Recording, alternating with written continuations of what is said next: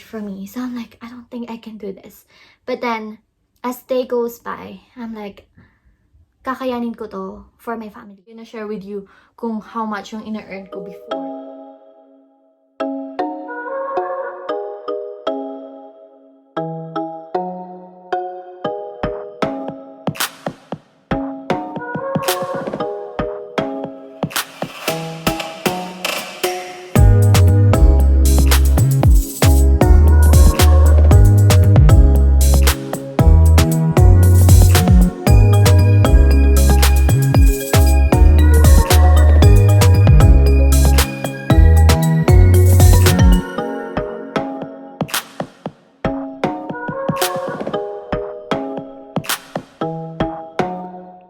Guys, welcome back to my YouTube channel. So if you guys are new, my name is Haina. For today's video, we're gonna do a storytelling.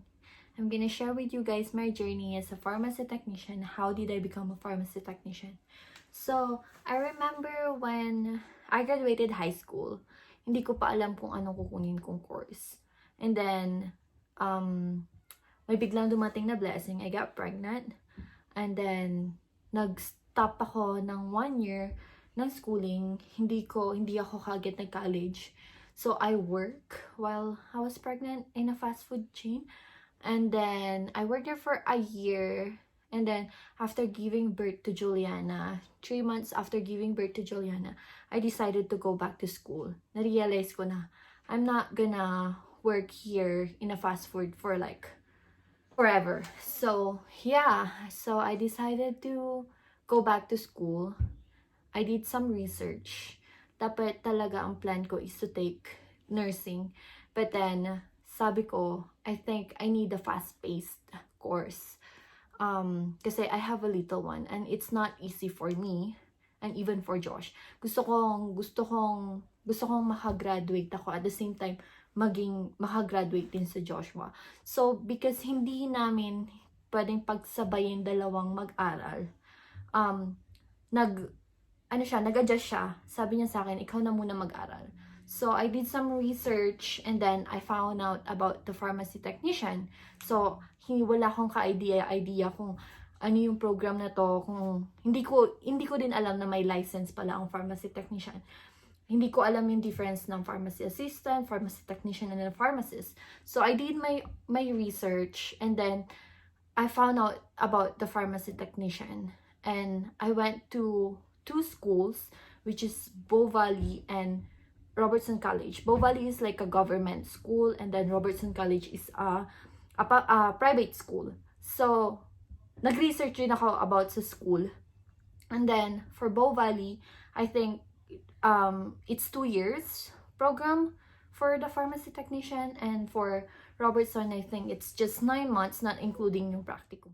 So going back, I did apply for both schools. I did apply for Bow Valley and I also applied for the Robertson College, and then I both passed the entrance exam. But then I talked to Josh. Sabi ko, ano sa tingin mo? Am I gonna go to a public school or a private school?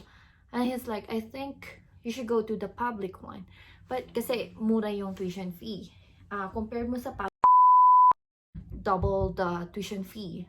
But then I realized, if I'm gonna go to a public, it will take me 2 years. It's just the same program. You're doing the same thing. It's just Robertson is fast-paced. So, nag-decide ako, sabi ko sa sarili ko, I think I'm gonna try going to Robertson and ask their what do you call that, counselors.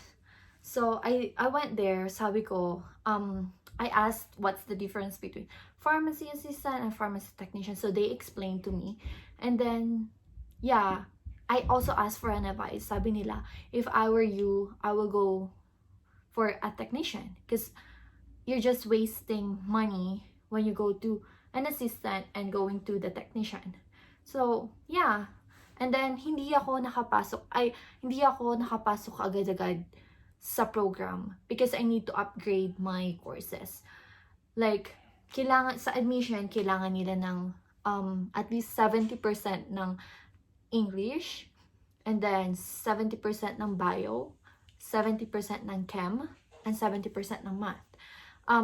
Thankfully, nung high school ako, plano ko talagang pumasok ng medical field. So, nag-take ako ng bio and chem.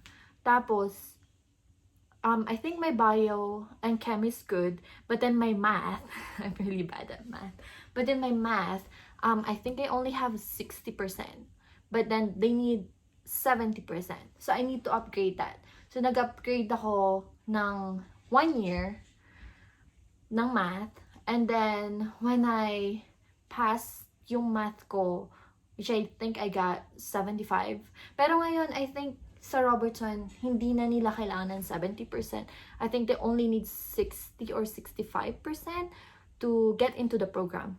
So, after ko mag-upgrade, so I went kaagad sa college. Sabi ko, I'm done with everything. I think na-reach ko na yung 70% na kailangan nyo sa courses, sa subjects na kailangan nyo. And then, so they started to process my papers. Sabi nila, okay, but then you need to do the entrance exam. Which, nashock ako. Sabi ko, oh shit, entrance exam. Which is, nakakakaba. So, I did, like, the same day na nag-apply ako for that program, I did the entrance exam. They said, you need to do this exam in order for us to, like, officially accept you as a student. And then, ginawa ko yung entrance exam. It was really hard. For me, it was really hard. I did an essay, and then a math, like more math, and then more in math. And then, yung, what do you call this? English. Like, yeah, they're gonna test your English. And then the typing. I think they want you to at least type 70 words in a minute. Oh, no, not 70. I forgot. Yeah. Tapos, after that, at the same day, they checked my exam and they said I passed. So, merong available kaagad na next, like, how do you say that? Yung parang next, yung mag-start na ng May kaagad yung class. So, I'm like, oh, I'm lucky. Kasi 1 month lang yung pag-aantay ko bago mag-start yung class. So, yeah, nung nag-start yung program ko, nung nag-start yung first week ng class, sabi ko sa sarili ko, oh, geez, this is gonna be hard for me. Kasi, beside, I don't have any pharmacy background. Like, lahat ng kaklase ko is, they are a pharmacy assistant before. So, they have experience in a pharmacy. While me, I don't. Like, parang, I'm starting brand new. Like, I'm new to this. So, sabi ko, I don't think I can do this. Kasi there's a lot of math. There's a lot of memorization of drugs. Plus, pharmacology. It's really, pag bago ka, it's really hard to understand kung ano yung sinasabi nila. It's like a new different language. Yeah, it's like new different language for me. So I'm like, I don't think I can do this. But then, as day goes by, I'm like, kakayanin ko to for my family. And then, just to prove to everyone that kahit na may anak na ako, nagawa ko pa rin, like, kaya ko pa rin mag-schooling at the same time taking care of my daughter. Tapos, while doing the program, like, I think 2 months, then I decided to find a job, like a part-time job as an assistant, as a pharmacy assistant. Sabi ko, I think this will help me a lot, especially sa licensing. Kaya, yun, I decided to apply, and then luckily I get the job. I got hired at Lona Drugs as a pharmacy assistant. So I worked there while I was studying. And then after going through a lot of the pharmacology, the pharmacy math, what else? Like the compounding, you need to study about compounding, like non-sterile compounding, sterile compounding. That's the biggest thing about the pharmacy technician. you're gonna do sterile compounding, and then what else? Like a lot of memorization of therapeutic drugs. A lot. Like if I say a lot, a lot. You need to memorize at least 100 drugs, like 100 popular drugs here in Canada. Tapos, ayun, like, so, good thing naman is napasa ko lahat ng courses na yun. So, after doing the program, you need to go for a practicum, which for pharmacy technician, you're gonna do a retail practicum and a hospital practicum. So, first, I did my my hospital practicum. I got lucky to be assigned here in Calgary because we only have, I think, 4 or 5 hospitals here in Calgary, and then out of 14 or 16 students, isang student lang ang pwede sa isang facility. So, I think yung iba is maa-assign ka outside of Calgary, like Edmonton, Cochrane. Oh no, not Cochrane. That's part of, yeah. They don't have a hospital there. I think Edmonton, Lethbridge, Red Deer, Saskatchewan, like far places. So yeah, I got lucky. I got assigned here in Calgary. I think it's because they know that I have a child, so that's a big benefit of having a child.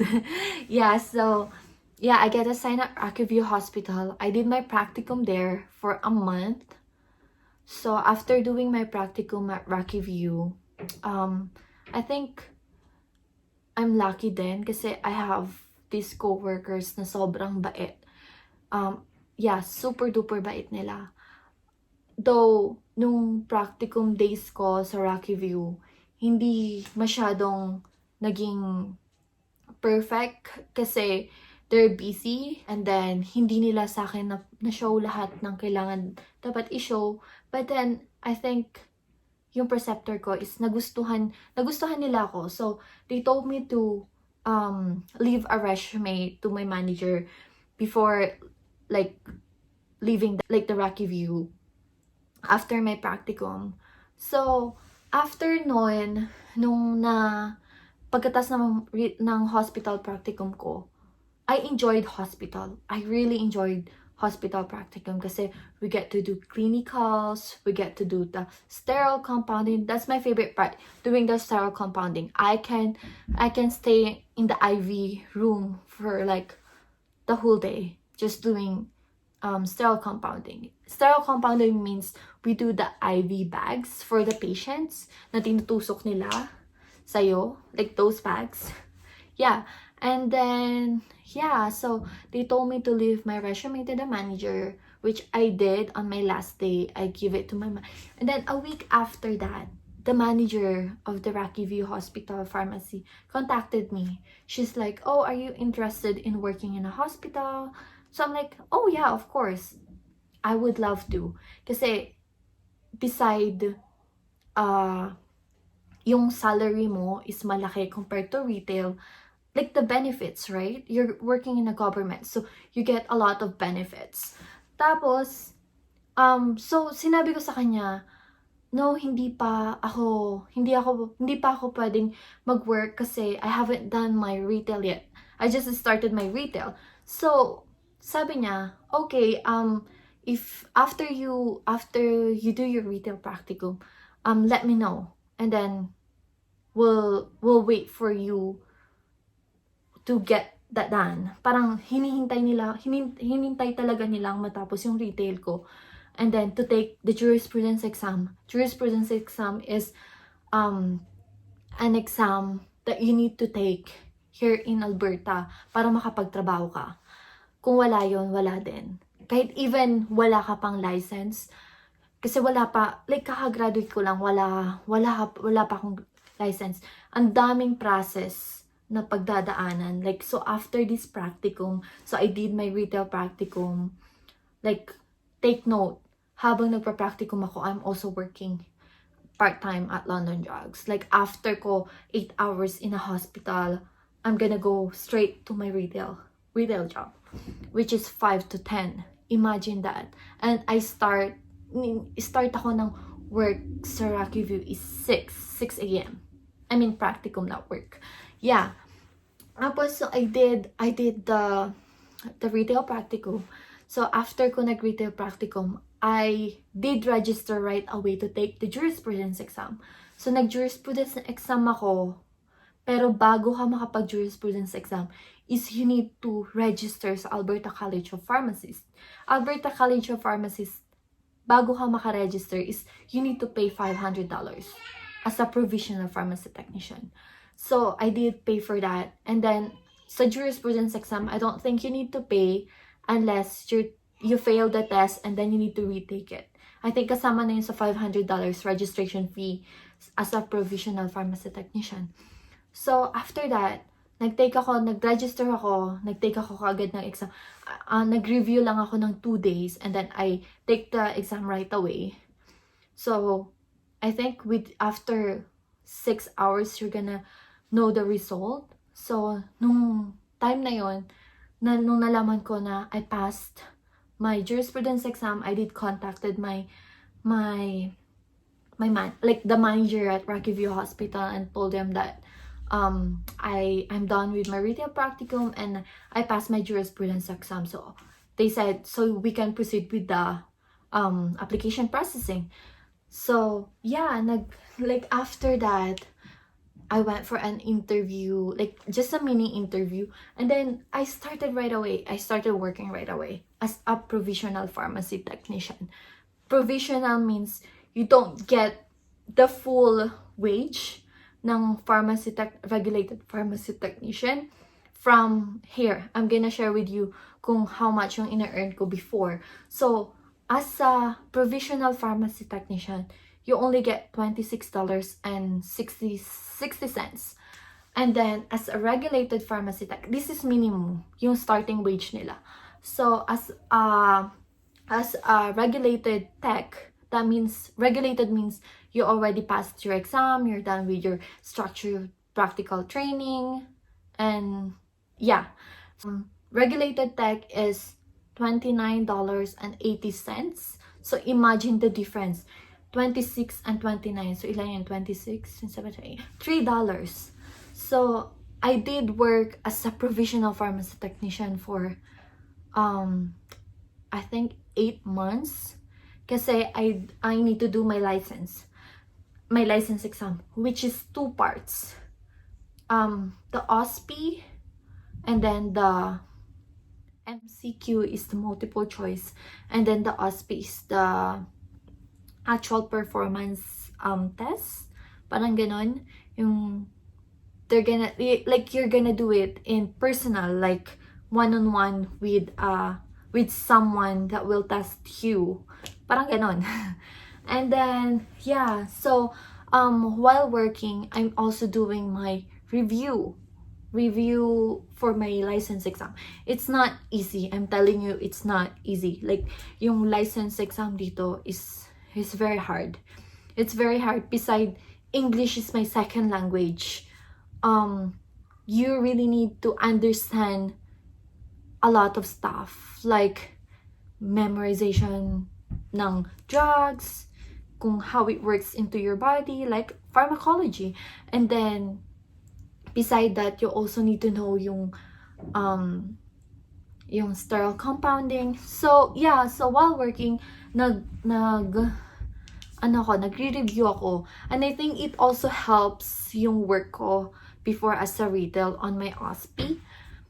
Kasi you had the experience, right? Hindi ka kinakabahan. So, I took the exam September of 2019, the OSPI, and you need to wait, I think, 2 months or a month bago mo, no, not a month, because I took the exam, when is that, September, and then I found out yung result ng September, October, 2 months, yeah, 2 months, yung result ng November, which, bago kami mag-vacation going to the Philippines, nalaman ko yung result. So, I passed. So, yun nga, napas ko yung exam. So, after mo mapas ng exam, hindi ka kaagad regulated tech. So, kailangan mo pang tapusin yung structural practical training. That means it has 3 levels. First level is yung practicum, retail and hospital practicum mo while like doing the program. And then the next level is you need to finish 160 hours while working, and you need to have a preceptor, someone na mag-guide sa'yo, or someone na, like, if ever you have questions, you can ask. And then, you need to finish the logbook. Logbook, oh my god, there's a lot. Kasi, there's a lot of NAPRA, like, competencies here in Canada. We are not just giving drugs to the patients. We need to make sure that lahat ng drugs na sinesend out namin is accurate, and yeah. So, hindi basta-basta. And then, after nun, so, I did the level 1, and then level 2, I did my SPT logbook, and then the SPT 3, level 3. Level 3 is yun yung kaya mo na mag-demonstrate ng devices, because as a pharmacy technician, you need to know your scope of practice. You need to demonstrate yung devices like inhalers to the patients, and then like glucose monitors, ganun.